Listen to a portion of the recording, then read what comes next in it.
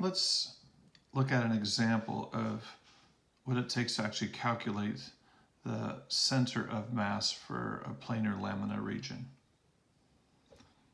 You really should know that there are 3 separate calculus problems plus some arithmetic at the end to do this.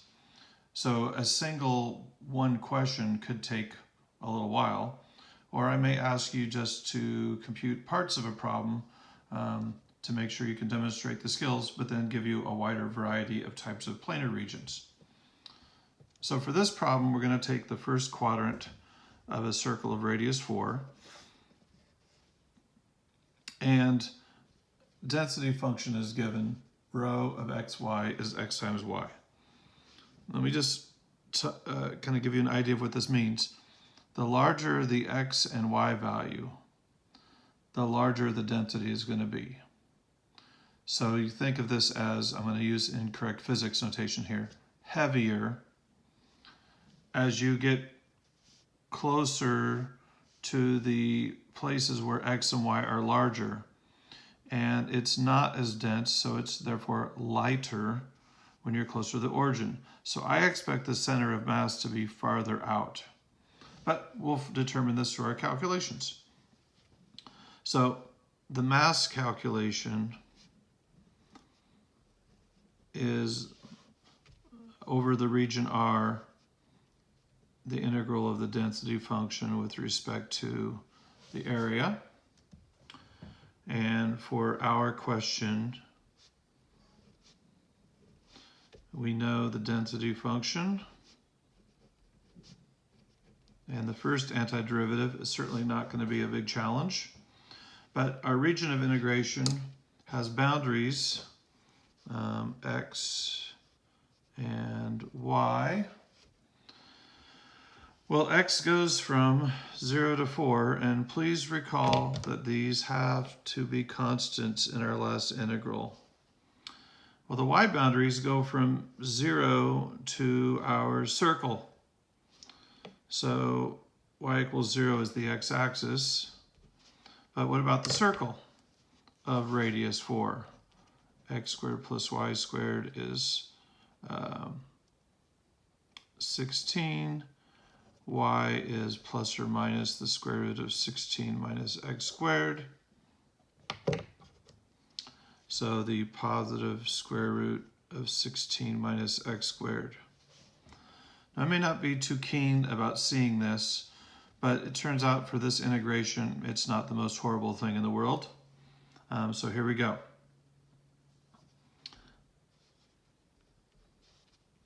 Zero to 4.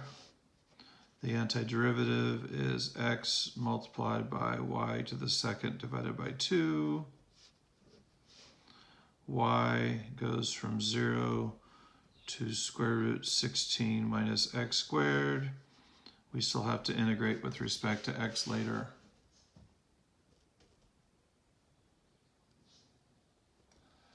All right. Squaring this is not going to be a bad deal for us. It's going to work out rather nicely. I'll go ahead and factor out the coefficient 1/2. 0 to 4, x multiplied by 16 minus x squared. When you substitute 0, we get 0 in this case. And before I do this last little integration, let's just do a little bit of algebra cleanup. That will be 16x minus x cubed. All we need is the power rule of integrals. Here we go. Integral of 16x is going to simplify to be 8 times x to the second power. The integral of x to the third is going to be x to the fourth over 4. And x is going from 0 to 4. And 4 squared is 16 times 8 is 128. 4 to the fourth divided by 4 to the first is 4 to the third power, which is 64. Half of 64 is 32. There's our total mass. Mass is 32. Like I said, there are 3 calculations similar to this. Now we need to do 2 different separate moments. I apologize. There we go. Continuing. Remember, you have a pause button. Use it if you have to. All right. Let's calculate the moment about the x-axis, which separates top from bottom. So you see y multiplied by density. And when we set this up as a double integral, that's going to be y multiplied by xy with respect to area, otherwise known as x multiplied by y squared. Now, it is possible to use x and y integral to follow what's happening here. It happens to be easier if we switch the order to dx dy.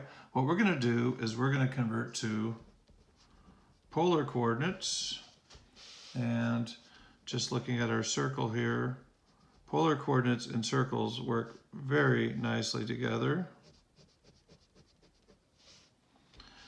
The polar version of this problem for the moment about the x-axis is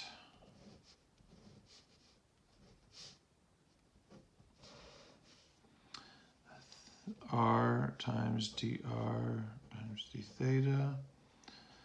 Theta and r boundaries. Well, theta is going to go from 0 to pi divided by 2, pi halves. Just look at the nice little 90-degree window we have here. And r is from 0 to a circle of radius 4. All constants. Polar and circles work nicely together. Now let's see what happens inside though. All right, x is r cosine of theta, and y is r sine of theta.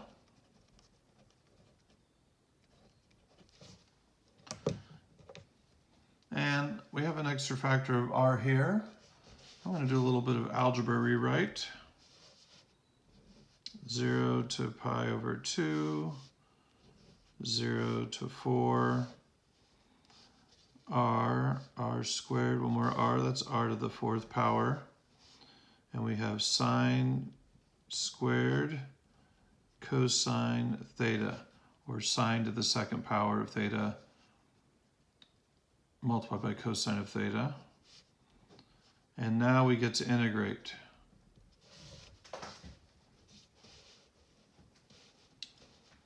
This first antiderivative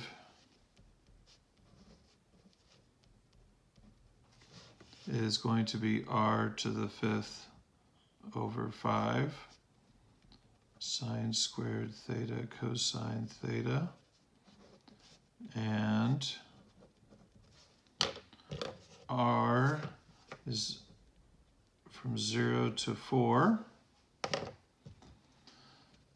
0 to the 5th power is 0. 4 to the 5th power, you can calculate it, it's 1024, or you can just leave it as 4 to the 5th power for right now. Let's change to this.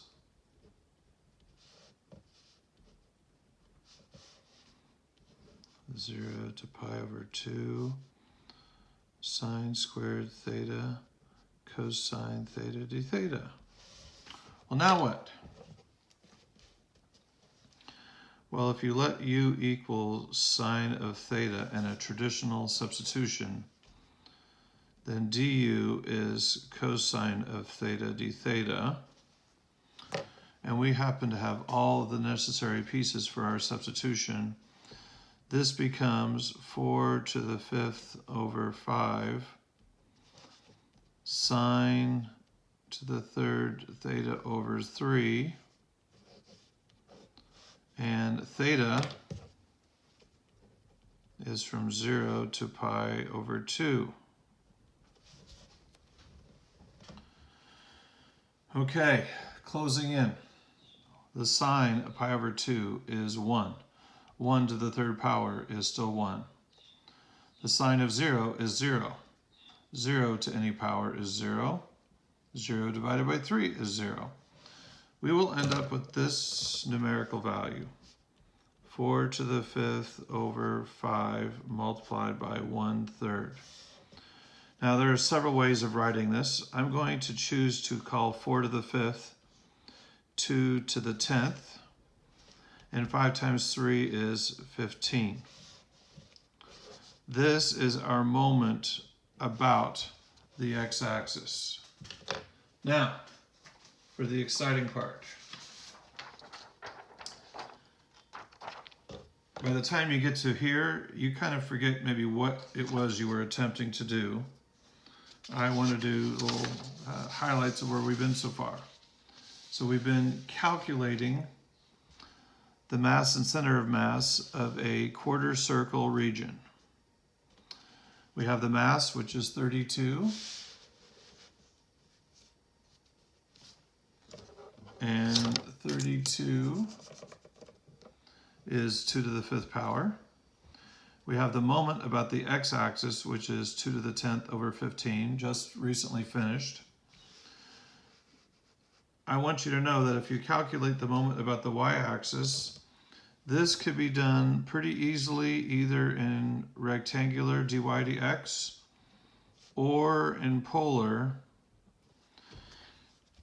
and you will get the same value that we just got for the moment about the x-axis, 2 to the 10th over 15. I'm going to spare you 5 minutes of video, but leave it on your shoulders. Will your integral come out to be 2 to the 10th over 15? So, the center of mass. The center of mass is calculated by taking the moment that involves the x value in it, the moment about the y-axis divided by mass, over, or comma, moment about the x-axis, which has the y-coordinate involvement, over mass, 2 to the 10th over 15 divided by 32, which is 2 to the 5th. And this is exactly the same.